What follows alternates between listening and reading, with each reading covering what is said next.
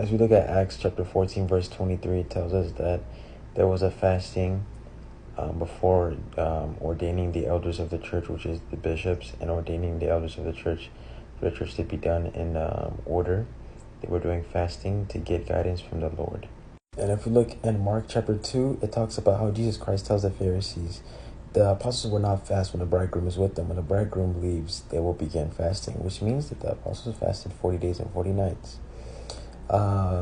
Fasting is something that we do to strengthen our spiritual life, to learn to be more spiritual than fleshly, and to learn how to nourish our souls and to overcome fleshly temptations, and to come out of every fasting Lent stronger than before, and to learn how to build our relationship closer to the Lord, to be better Christians, and for us to look more like Christ, learning very significant and important things through every fasting, learning to be a better person and coming closer and closer to Christ, carrying our cross and denying ourselves, and being crucified with Christ Jesus, as Galatians chapter 6 verse 14 says.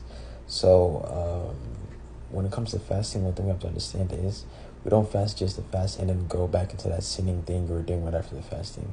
Through fasting, we're taking our time to focus on the Lord and to go before the Lord with every weakness we have, every temptation we have, every concern we have, and for us to go with Him, communicate, build our communication, our Christian life, and for us to learn how to be a better Christian through the fasting, and learning to see, of course, the process and the progress that we see after the fasting. How were you like before the fasting? How are you like after the fasting? How closer are you to being the Christian you desire to be? And how far were you from that goal before the fasting? These are very important things that we should always think about when it comes to fasting.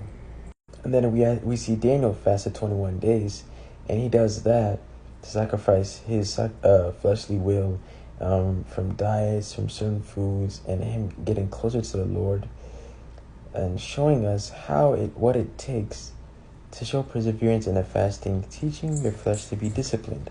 The whole main thing with fasting is learning to have your soul be strong enough not to fall into your fleshly temptations, being a human being in this flesh body.